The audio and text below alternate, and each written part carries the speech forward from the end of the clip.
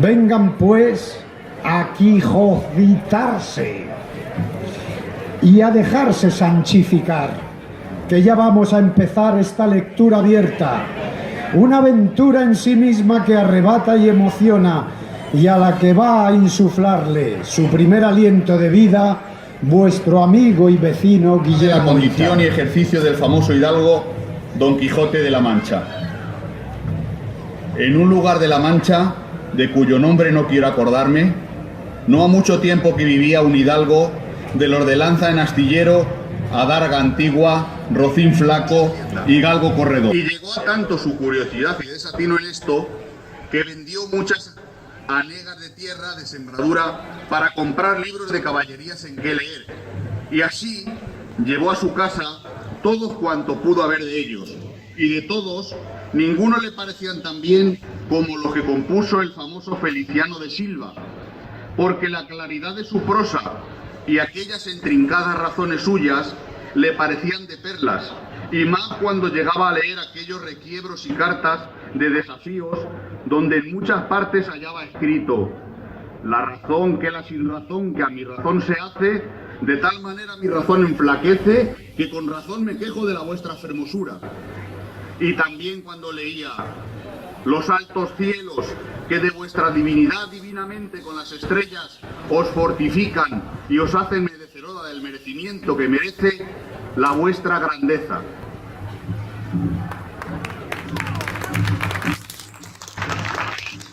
Con estas razones perdía el pobre caballero el juicio y desvelábase por entenderlas y desentrañarles el sentido, que no se los sacara ni las entendiera el mismo Aristóteles, si resucitara para solo ello.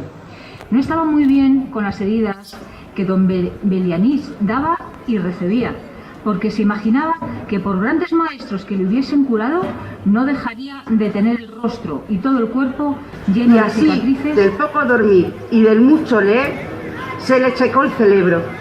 de manera que vino a perder el juicio. Llenósele la fantasía de todo aquello que leía en los libros,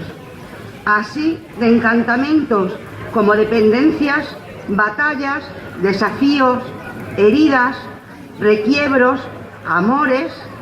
tormentas y disparates imposibles. Rematado ya su juicio, vino a dar en el más extraño pensamiento que jamás dio loco en el mundo, y fue que le pareció convenible y necesario, así para el aumento de su honra como para el servicio de su república, hacerse caballero andante y irse por todo el mundo con sus armas y caballo a buscar las aventuras y a ejercitarse en todo aquello que él había leído que los caballeros andantes se ejercitaban, deshaciendo todo género de agravio y poniéndose en ocasiones y peligros donde, acabándolos, cobrase eterno nombre y fama. 4 días se le pasaron en imaginar qué nombre le pondría, porque según se decía él a sí mismo, no era razón que caballo de caballero tan famoso y tan bueno él por sí estuviese sin nombre conocido. Y ansí procuraba acomodársele, de manera que declarase quién había sido antes que fuese de caballero andante y lo que era entonces, pues estaba muy puesto en razón que, mudando su señor estado, mudase él también el nombre y le cobrase famoso y de estruendo, como convenía a la nueva orden y el nuevo ejercicio que ya profesaba. Y así, después de muchos nombres que formó, borró y quitó,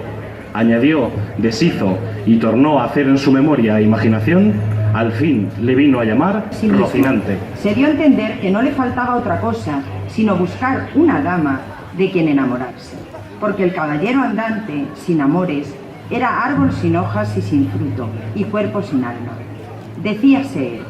si yo, por malos de mis pecados o por mi buena suerte, me encuentro por ahí con algún gigante, como de ordinario les acontece a los caballeros andantes, y le derribo de un encuentro, o le parto por mitad del cuerpo, o finalmente le venzo y le rindo, no será bien tener a quien enviarle presentado, y que entre y se hinque de rodillas ante mi... Capítulo 2, que trata de la primera salida que de su tierra hizo el ingenioso Don Quijote. Hechas, pues, estas prevenciones, no quiso aguardar más tiempo a poner en efecto su pensamiento, apretándole a ello la falta que él pensaba que hacía en el mundo su tardanza, según eran los agravios que pensaba deshacer, tuertos que enderezar sin razones que enmendar, y abusos que mejorar y deudas que satisfacer. Pues, caminando nuestro flamante aventurero, iba hablando consigo mismo y diciendo: ¿quién duda sino que en los venideros tiempos, cuando salga a luz la verdadera historia de mis famosos hechos, que el sabio que los escribiere no ponga, cuando llegue a contar esta mi primera salida tan de mañana, de esta manera? Apenas había el rubicundo Apolo tendido por la faz de la ancha y espaciosa tierra las doradas hebras de sus hermosos cabellos, y apenas los pequeños y pintados pajarillos con sus arpadas lenguas habían saludado con dulce y feliflua armonía la avenida de la... otros disparates, todos al modo de los que sus libros le habían enseñado, imitando en cuanto podía su lenguaje. Y con esto caminaba tan despacio y el sol entraba tan apriesa y con tanto ardor que como fuera bastante a derretirle los sesos si alguno estuviera. Casi todo aquel día caminó sin acontecerle cosa que contar con fuese, de lo cual se desesperaba, porque quisiera topar luego con quien haber experiencia del valor del fuerte. Estas que llaman del partido, las cuales iban a Sevilla, con unos arrieros que en la venta aquella noche acertaron a hacer jornada. Y como a nuestro aventurero todo cuanto pensaba, veía e imaginaba le parecía ser hecho y pasar al modo de lo que había leído, luego que vio a la venta se le representó que era un castillo con sus 4 torres y chapiteles de luciente plata, sin faltarle su puente levadiza y honda cava,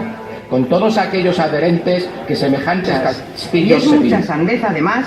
la risa que de leve causa procede. Pero non vos lo digo porque os acuitedes ni mostredes mal talante, que el mío non es de al que de serviros. El lenguaje no entendido de las señoras y el mal talle de nuestro caballero acrecentaba en ellas las risas y en él el enojo, y pasara muy adelante si a aquel punto no saliera el ventero, hombre que por ser muy gordo era muy pacífico, el cual, viendo aquella figura contrahecha, armada de armas tan desiguales como eran la brida, lanza, adarga y coselete, no estuvo en nada el acompañar a las doncellas en las muestras de su contento. Al cual estaban desarmando las doncellas que ya se habían reconciliado con él, las cuales, aunque le habían quitado el peto y el espaldar, jamás supieron ni pudieron desencajarle la gola ni quitarle la contrahecha celada, que traía atada con unas cintas verdes y era menester cortarlas, por no poderse quitar los nudos. Mas él no lo quiso consentir en ninguna manera y así se quedó toda la noche con la celada puesta, que era la más graciosa y extraña figura que pudiera imaginarse. Y al desarmarle, como él se imaginaba que aquellas traídas y llevadas que la desarmaban eran algunas principales señoras y armadas de aquel castillo, les dijo con mucho donaire: nunca fuera caballero de damas tan bien servido como fuera Don Quijote cuando de su aldea vino. No había en toda la venta sino unas raciones de pescado que en Castilla llaman abadejo y en Andalucía bacallao, y en otras partes curadillo y en otras truchuela. Preguntáronle si por ventura comería su merced truchuela, que no había otro pescado que dalle a comer. Como haya muchas truchuelas, respondió Don Quijote, podrán servir de una la graciosa manera que tuvo Don Quijote en armarse caballero. Y así, fatigado de este pensamiento, abrevió su venteril y limitada cena, la cual acabada, llamó al ventero y, encerrándose con él en la caballeriza, se hincó de rodillas ante él diciéndole: no me levantaré jamás de donde estoy, valeroso caballero, hasta que la vuestra cortesía me otorgue un don que pedirle quiero, el cual redundará en alabanza vuestra y en pro del... No le parecieron bien al ventero las burlas de su huésped, y determinó abreviar y darle la negra orden de caballería luego antes que otra desgracia sucediese. Exacto, y le dio licencia que fuese a buscar su juez para que ejecutase la pronunciada